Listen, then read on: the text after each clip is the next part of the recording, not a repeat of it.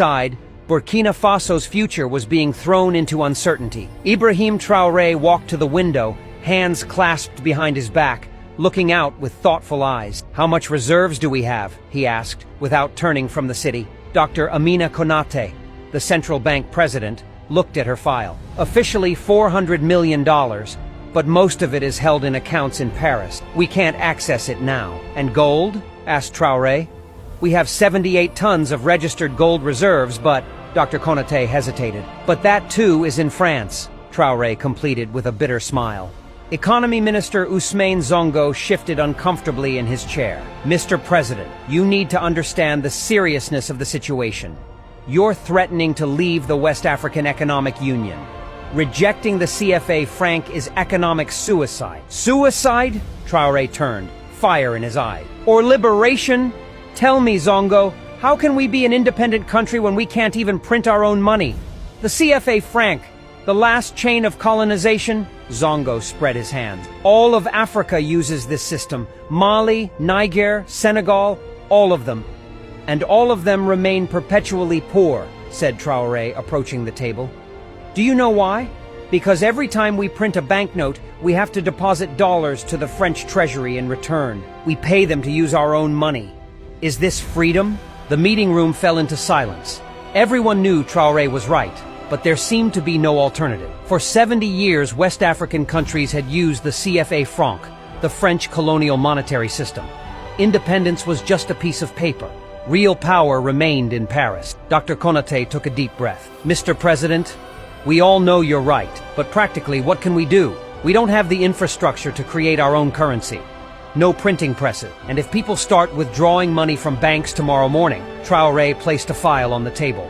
"That's why I've been secretly planning this for the last 3 months." The advisors looked at the file in surprise. "Operation Sankara," said Traore. "Thomas Sankara's unfinished dream.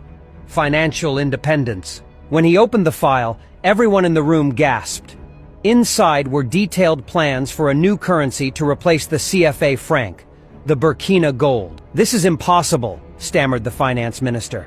"Our foreign exchange reserves aren't sufficient." "Without international recognition," Traore smiled and pulled a small, shiny disc from his pocket. It was a gold-colored coin with a baobab tree on one side and the country's map on the other. "Prototype of the Burkina gold," he said. "Made from 100% domestic gold. Extracted from our own mines. Processed on our own soil. But," Dr. Konate searched for words, "foreign companies control our mines. They monitor our gold exports." Traore's eyes gleamed. "Not anymore." "Not!" The economy minister jumped to his feet. "You nationalize the gold mines? When?" "Officially tomorrow morning," said Traore calmly. "But the operation began 3 hours ago. The army is now taking control of all mines. French and American company executives are being politely escorted to the border." Those in the room looked at each other in astonishment. The move was bold, dangerous, but also clever. "What about boycotts, sanctions?" asked Dr. Konate. "The West will do everything to crush us." "Of course they will," Traore confirmed. "They'll want to punish us, but to punish us, they first need access to us. And this is where the second phase comes in." He pressed a button, and a world map appeared on the screen. Certain countries were marked: Russia, China, Iran, Turkey, India, Brazil. "For the past 6 months, we've made secret agreements with these countries," said Traore. "Direct trade with their own currencies, bypassing the dollar or euro. We'll sell our gold directly to these countries, and they'll provide us with the technology and products we need." "I didn't know about this," said the economy minister, his voice trembling. "You didn't need to know," Traore said kindly. "If French intelligence had sensed even the slightest hint, the financial blockade we're experiencing today would have started months ago." Dr. Konate took the coin in her hand, holding it to the light. "Beautiful," she said. "But will people accept it? Habits don't change easily." Traore smiled. "People have been storing gold at jewelers for years. We're offering them something of real value instead of worthless paper money. But the real punch is here." He opened another file. Inside were designs for digital wallets. "The Burkina Digital Wallet," said Traore. "A free mobile app for every citizen. Gold-backed digital currencies. 100% transparent, secure, and most importantly, completely outside the Western banking system. The finance minister shook his head.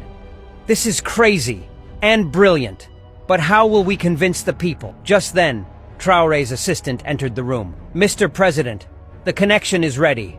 Traore turned to his team. Convince the people. Let me show you. The large screen came on. On screen were leaders from 5 different African countries: Mali, Niger, Guinea, Togo, and Benin. Presidents, said Traore, I believe we've all received the same news. The West has pulled its economic weapon again, but this time we're prepared. I want to share our plan. 2 hours later, when the meeting ended, there was a new energy in the room. Fear had given way to determination. Ibrahim Taore looked at his advisors. Day was breaking. Dawn is coming, he said. Not just in Ouagadougou, but across Africa. Dr. Konate closed her laptop. Will you make the announcement to the people tomorrow morning? Traore shook his head.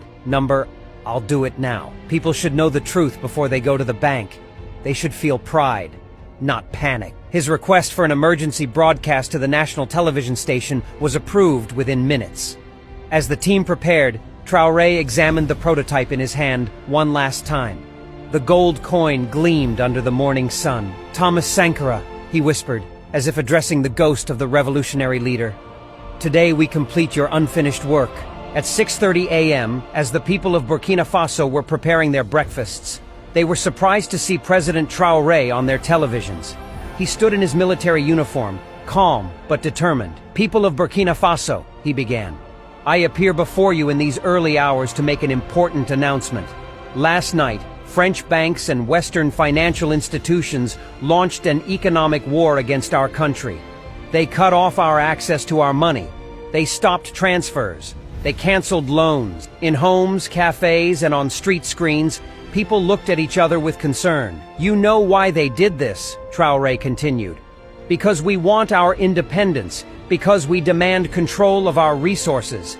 Because we say that Burkina Faso belongs to the Burkinabe. The camera zoomed in on the gold coin he held in his hand. From today, we stop using the colonial currency, the CFA franc. We start using our own money, the Burkina gold, a currency backed by 100% domestic gold, carrying real value. Then he held up his mobile phone, showing the app glowing on the screen. And this is the Burkina digital wallet. It will be distributed free to every citizen. You no longer need banks for your money. The digital gold will be directly in your wallet. People stared at the screen in amazement. For some, this was a frightening change. For others, it was a long-awaited liberation. Don't worry, said Traore, as if reading their thoughts. All the money in your CFA franc accounts will be converted to Burkina gold at twice the value. No one will lose, everyone will gain. After this sentence across the country, small cries of joy and whispered questions could be heard. But most importantly, Traore continued, we will be the ones controlling our money. We will be the ones determining our destiny. And we are not doing this alone. The screen split, and next to him appeared the faces of other West African leaders. They all conveyed the same message. Mali, Niger, Guinea, Togo, and Benin. All leaving the CFA franc system on the same day, at the same time, and switching to their own gold-backed currency. This is not a revolution, it's an evolution, said Traore.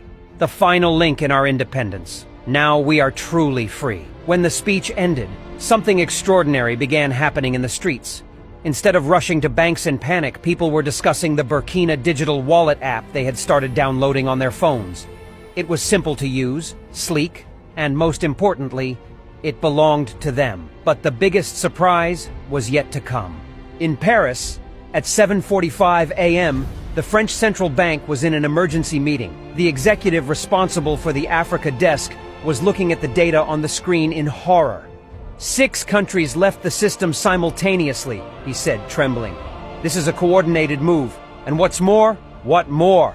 Asked the bank president impatiently. The digital wallets have been downloaded millions of times in just a few hours. People are accepting this. There's no run on the banks. The president reached for his phone. I need to call the Ministry of Finance. We must start sanctions immediately. The ministry is already calling, said the assistant, extending the phone. The voice on the phone was panicked. The mines are gone. Energy agreements canceled. Permissions for military bases revoked. All of West Africa is slipping out of our control. In Ouagadougou, Ibrahim Taore sat in his office, monitoring international reactions. As expected, Western media was drawing doomsday scenarios. Economic collapse begins in Africa. West African countries commit suicide. Traoré condemns his people to starvation. But on the other hand, unexpected messages of support were coming in. Russia, China, India, Turkey, Brazil, South Africa, all with congratulations, offers of cooperation, and promises to recognize their gold-backed currency. Dr. Konate entered the room, excited. "You won't believe it, Mr. President. 4 million people have downloaded the app. That's nearly a fifth of our population." Traoré smiled. "People have tasted freedom, Konate. There's no going back now. And what's more," Dr. Konate continued, "there are thousands of downloads from other African countries too. Ghana, Congo, Senegal. Everyone is talking about this." A week later, Ibrahim Traore stood in a small village square. Villagers had gathered around him. An elderly farmer was looking at the phone in his hand.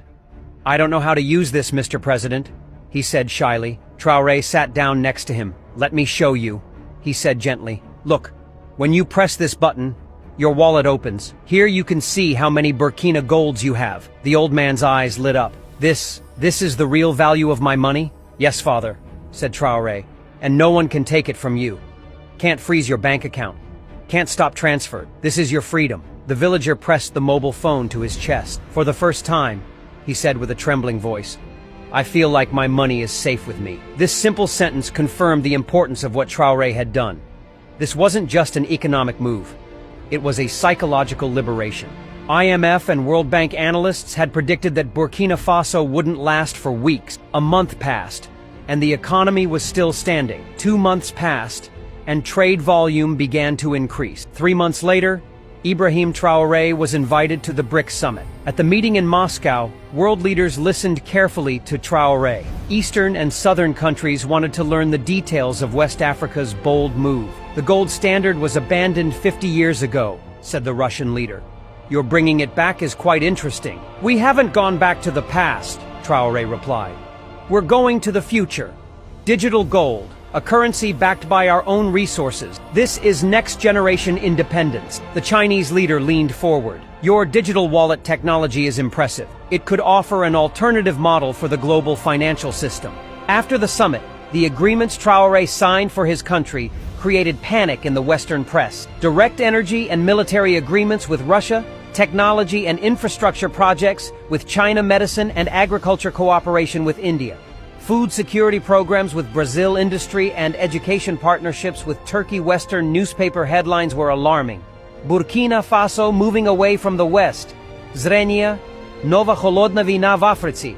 Zrenia, Traoré's dangerous game." But Traoré just smiled as he flew back to his country. "We're not moving away from the West," he told Dr. Konate. "We're just moving closer to the whole world. We no longer have a single master. We have many partners." On his phone, the Burkina digital wallet app glowed. The statistics were impressive. 12 million active users, 2 million daily transactions across 6 countries, 0 downtime, 0 hacks. 6 months passed. West Africa's gold-backed currency evolved into the African gold. 14 African countries joined the system.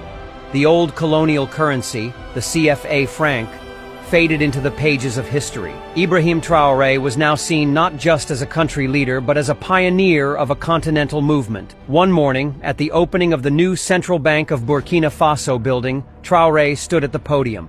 Behind magnificent gold-plated doors, the country's gold reserves, reclaimed from the West, were securely stored. "Today, we're not just opening a building," he told the crowd. "We're opening a new page in our history. Once our gold was kept in foreign vaults. Now it's here, on our own soil, under our own control." As the crowd applauded, a woman in the back rows was crying. She was Thomas Sankara's wife, the widow of Burkina Faso's revolutionary leader, the visionary killed in a coup in 1987. "He would have loved to see this," she said, shaking Traoré's hand. "Financial independence was his greatest dream. We're bringing his vision to life," said Traoré. "But the only reason we can do this is because of the seeds he planted." Outside the city, at the newly established Burkina Technology Center, young engineers were working.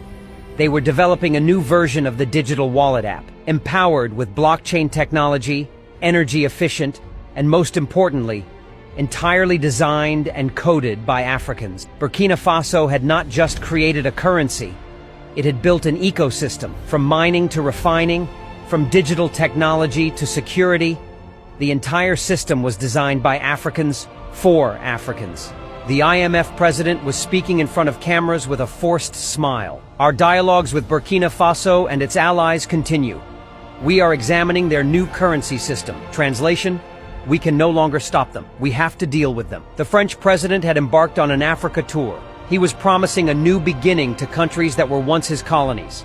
But no one believed the old stories anymore. At a press conference, an African journalist asked, "How do you assess West African countries' transition to gold-backed currency?" "We respect their independent decisions," said the French leader with a tense expression. "But I'd like to warn about the risks." His words were cut off by laughter in the room.